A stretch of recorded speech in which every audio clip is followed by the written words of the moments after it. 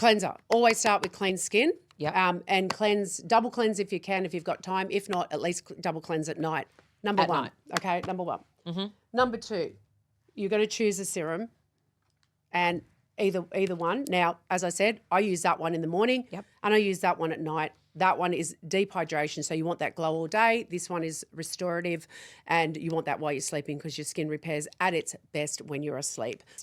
Next, we want to be using this, our Rapid Eye Repair. Now, I keep that in the fridge, but because this actually reduces black circles. In clinical trials, both of these products gave a 15% or better, 100% of respondents in reduction of fine lines and wrinkles, and especially around here. So this area here, which is so delicate and it's the area that most people worry about showing lines, this helps reduce that. Then if you're going to add some colour in, you would do that back there with that one. Mm-hmm. So you want to add some colour in. Beach face with your goji. With your beach face. And then, of course, we finish it off and we round it out with this, and making sure that whatever skincare you put on your face, put it down your neck and to your décolletage. You want all your skin to look in the same condition all the way down.